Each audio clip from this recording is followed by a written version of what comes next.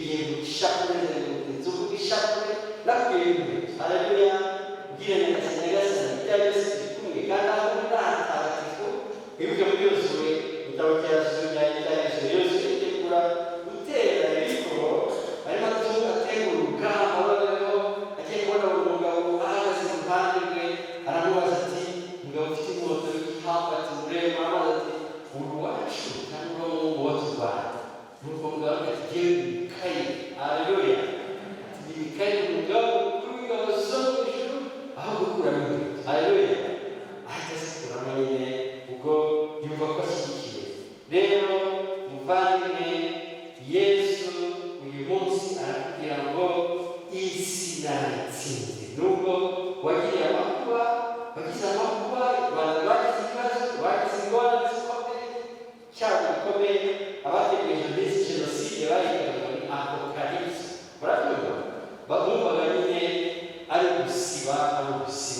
ukavuga bati ubwoko bw'abatutsi ni ugusiba ikarita ariko Imana irahaguruka Yesu akuzwe nubwo hari abapfuye ariko mu by'ukuri Imana irahari rero abavandimwe ndagira ngo twongere twinjire mu bubabare bwacu kuko nibwo twazanye nyagasani twinjire mu bubabare bw'abanyarwanda benshi muri iki cyumweru baba bafite intimba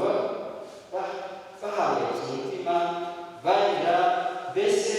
tugerageze kwinjira mu bubabare bwacu bwite nk'uko nabivugaga rero n'ubu iki cyumweru n'uruhurirane rw'icyumweru cyo kwibuka ndetse n'ububabare ndengakamere bw'abanyarwanda abatutsi mu Rwanda bagize iminsi 100 y'icuraburindi u Rwanda rufite umwijima imivu y'amaraso igatemba ahantu tigeze bakwisi jenoside yakorewe abatutsi ifite umwihariko mu by'ukuri ubona ko ari imbaraga zidasanzwe zari zirimo z'umwijima zagiye imitima y'abantu kandi bakabitegura bakabikwirakwiza iyo akaba ari imitima yewe yakakira izo mbaraga z'umwijima nuko zikayimika nuko zikabagarura sekibi hanyuma nyine zigakora urumva ubabare rero kamere rero ibibazo abantu barenga miliyoni bakomeye yarenze iminsi 100 ni ikintu gikomeye cyane umuntu wicaye aha ndagusaba gukura inkweto ushyire hasi reka kureba sibyo hari igihe nyine usanga iyo bigeze iki gihe hari abantu bamwe bumva bashaka kwepa hoya yinjira mu mateka yinjira mu bubabare bwagaragaza igihugu sibyo wibaza abantu miliyoni ndetse nabo batamuje ubwoko bavuze bati oya ibyo turabyanze nabo bakitwara Kristo yakozwe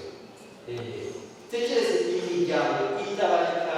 yasi ubuzima burabyumva nubwo ntabishobora kuzingiza ibitaro bya pasika ariko kuvuga ngo umuryango icyo twita umuryango kikazima waba umuryango resitora umuryango papa mama abana yaba abanyirasenge ba nyirarume bane bose bakazima Kristo yakozwe burumva uwarokotse none muri ako kantu muri icyo kintu uba afite ndagira ngo aka kanya ureke kureba sibyo injira mu rugo injira mu rugo niba unaka kandi kugira ngo nyagasani aza agusanga gukora ibyo gikomeye ni byiza ko agikora haleluya umwemerere sibyo umwemerere yinjire mu mutima wawe hari imfubyi zitabarika jenoside yakorewe abatutsi yasi zitabarika urumva abana batoya ukabona ni innocent mu by'ukuri kubona birababaje hari incike hajya mu cyangwa ababyeyi babazanye amata za hirya no hino aho bajya babashyira kugira ngo bisungane uba bari bafite turi kureba cengera ububabare bw'abanyarwanda cengera ububabare bw'abavandimwe cengera ububabare bwawe agahinda gahinda gahora uranyuma kubera urwango kubera iyo nzoka yaciriwe ikarekwa mu mitima y'abantu haleluya igakura n'ugiye cyane igakora ikanuma urumva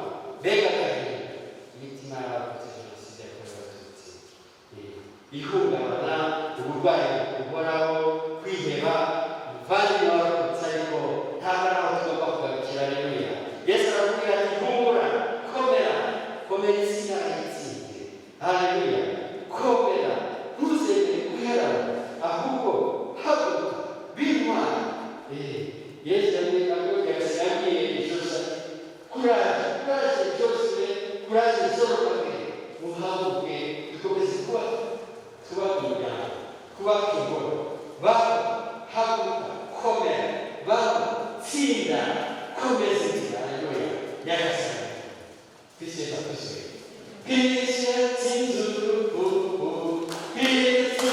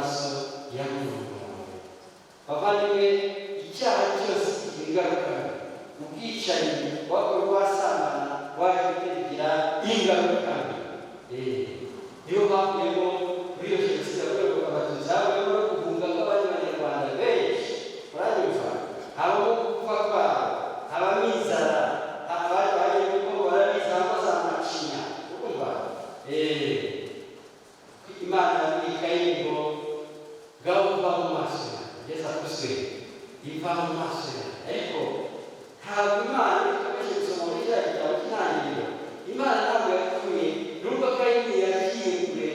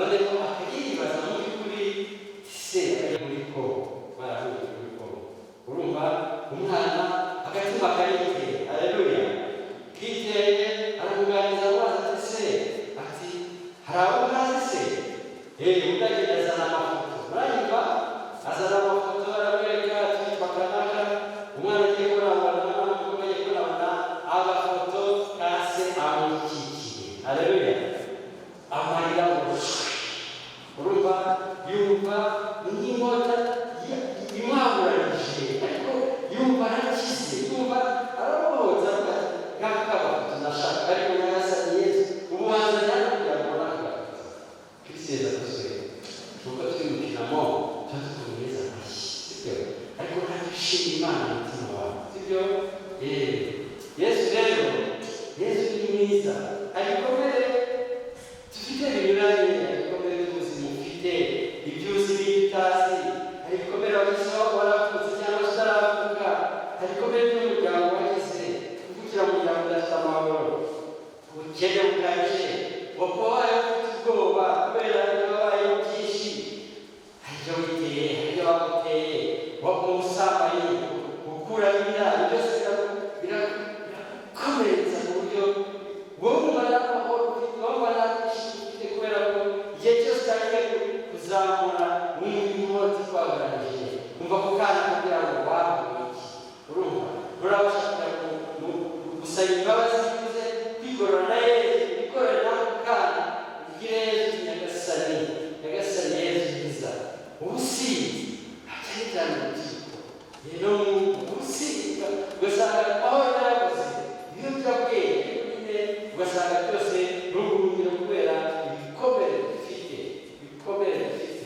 ubwoba, imyuka mibi, ugasanga mu muryango wawe habaye abantu biyegurira Sekibi bigabuka.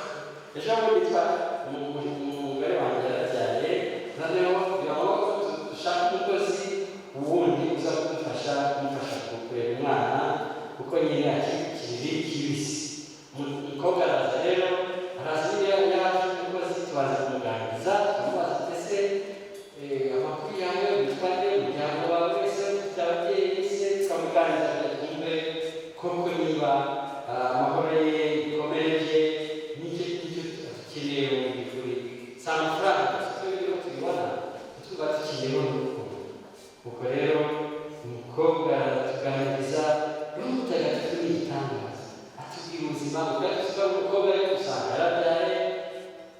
akatubwira ko ari umugirwa wa nyamwinshi, neza akozwe, twumva dusheshe urumeza. Adamu aravuga rero, ajya kuzirikana mu kiliziya, ati hagarara rero, zagusangira rero nawe bivuze yiyumva mu bana be. Bavandimwe, ushobora kuba nawe wicaye hano, ariko mu by'ukuri ufitanye ibintu cyangwa ufitanye isano n'iyo myuka mibi, warabyiteye cyangwa utarabyiteye. Aba abajene bifitiye abantu bafite inyota y'ifaranga, uvuga ati ngwino tukwereka ahantu bajya gukora amafaranga, ukagenda ukagurisha roho yawe, bakaguha amafaranga y'uko yawe basigaye.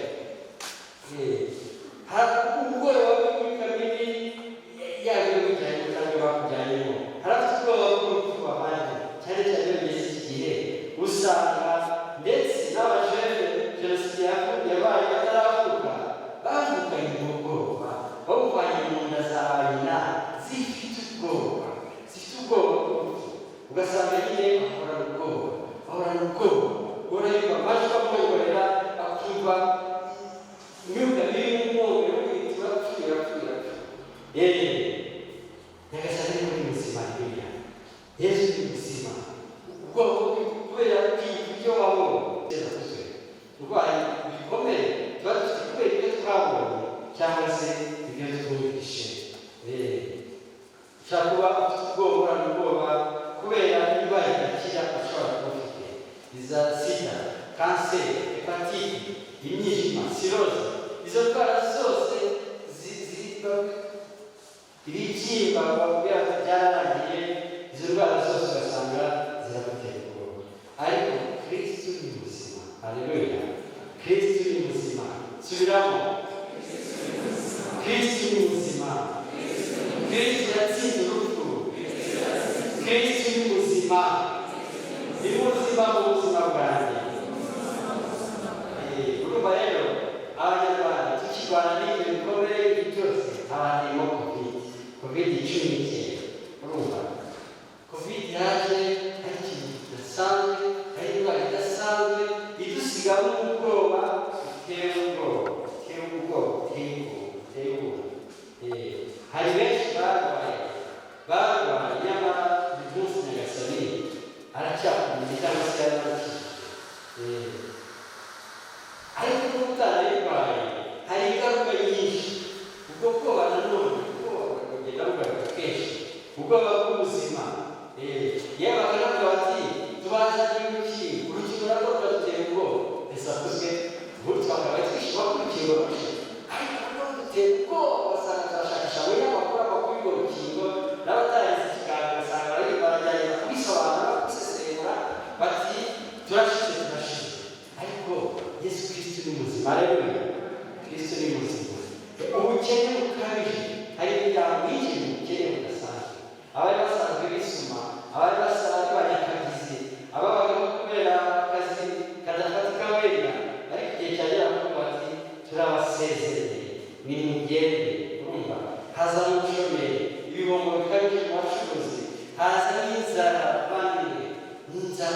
inzara kubura, inzara kwirwa, ugasanga nyine haje n'umwijyane mu muryango ngo hari umwaka uruhu rwabo gusasira bagahe ariko icyo gihe wenda kubera ko nta mutima w'urukundo uhari ugasanga hajemo kuryana kuba mwibuke ndamuke hari abantu baba barabeshye kubera kuvuga ati ibyo ari byose mwibuke ndamuke tu kuba nyamugendaho umutima wo gusangira n'abandi bakagenda ruswa ubwoba kuvuga ati ibyo ari byose reka ntange gutwara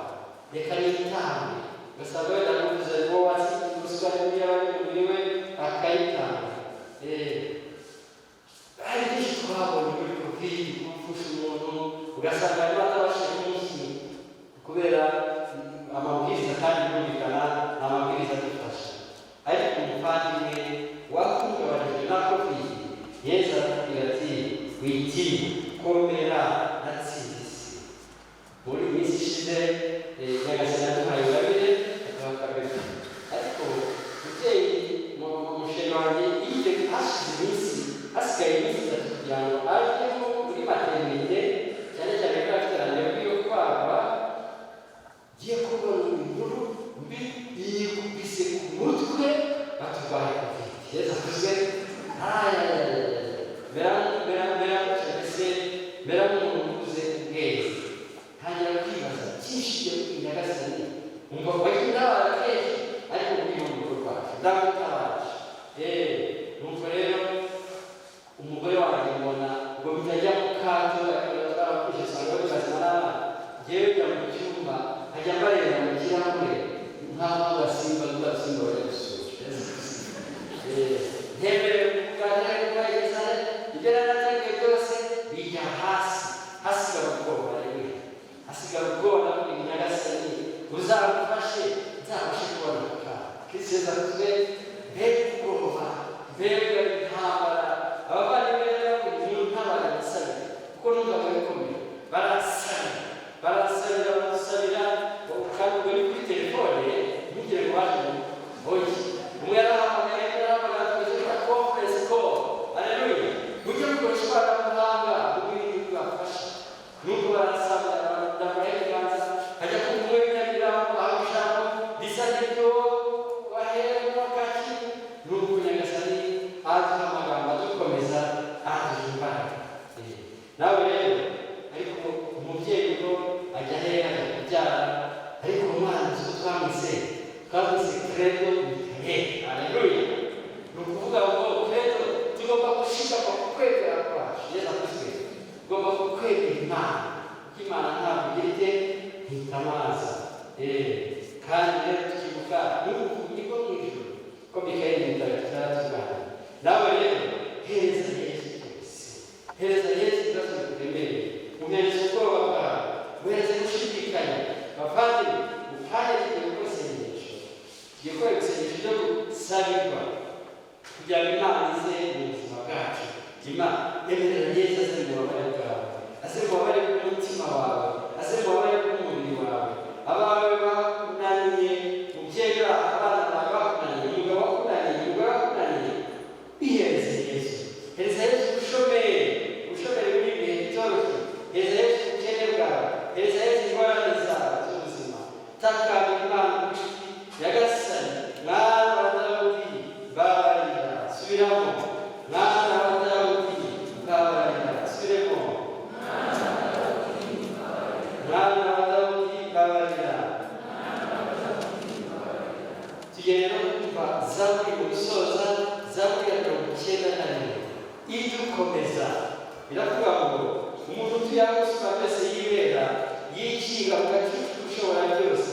ndakwihora ni uri ubuhungiro bwanjye subiramo uri ubuhungiro bwanjye subiramo ubuhungiro bwanjye n'inkunga yanjye bana yanjye n'ibindi niba uzakubotora mu mutego muhiyi w'inyoni azagukiza icyorezo kiri mu imbaga azagutwikiriza amababa ye maze uzarumire munsi y'amoya ye ubudahemuka bwe n'ingabo n'umwambaro w'intamenwa ntuzatinya ikuramutima by'ijoro cyangwa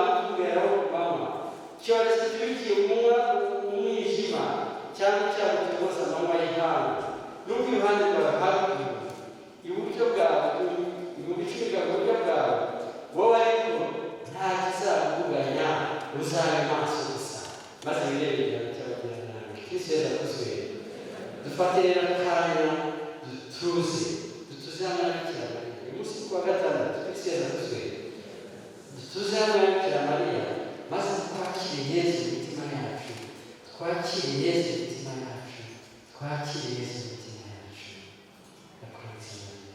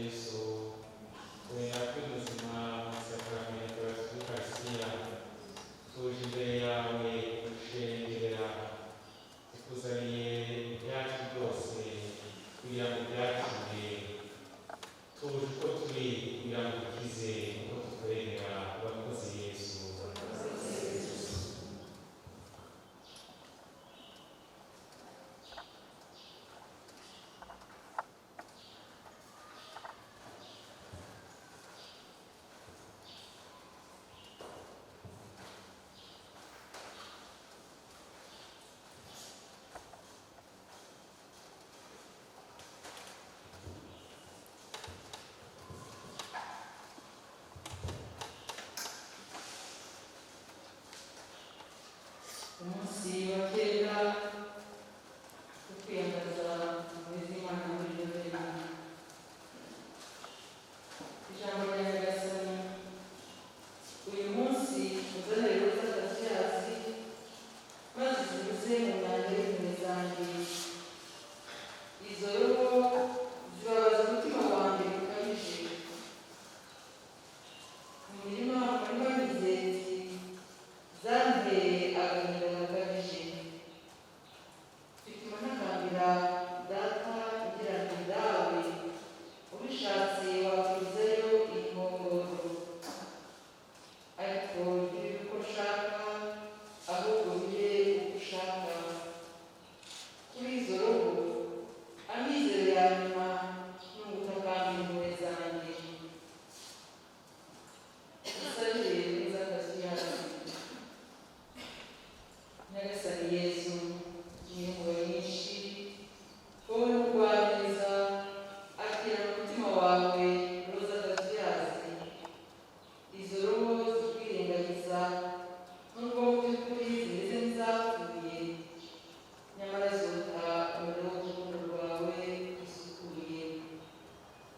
nyagasani yezu ibawe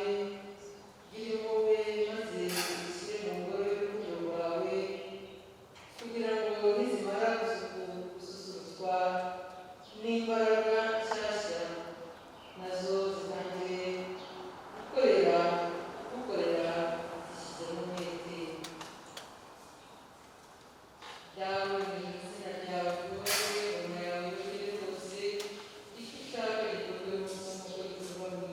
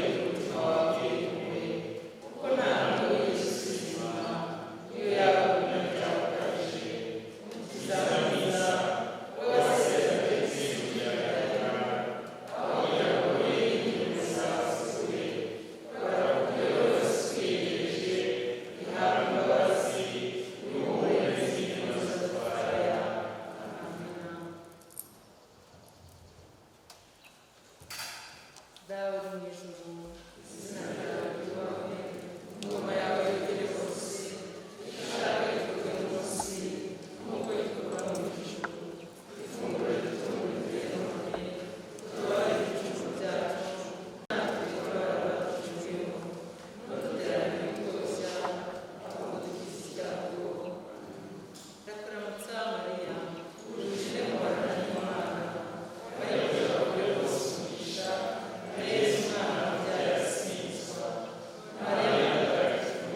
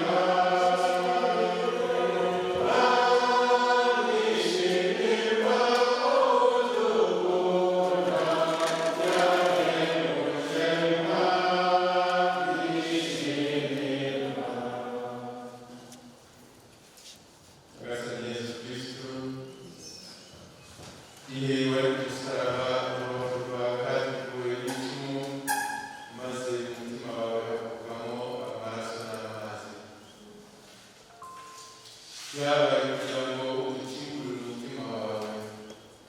Nta kindi cyari gisigaye, amaraso yose wari warayamenye, hari hasigaye gusa ayo ngayo yari yibitse mu mutima wawe. Nayo ntabwo ashatse ko uyagumana uyakomeraho, ahubwo nayo warayatumeneye. Amaraso yawe rero Nyagasani niyo mukiro wacu, niyo adukiza, niyo adusubiza ubuzima, niyo aturemarema akaturema bundi bushya. Twishyize rero mu kwishyingirwa n'abasore batagatifu kugira ngo adukingire twese turi hano, akingire abacu bose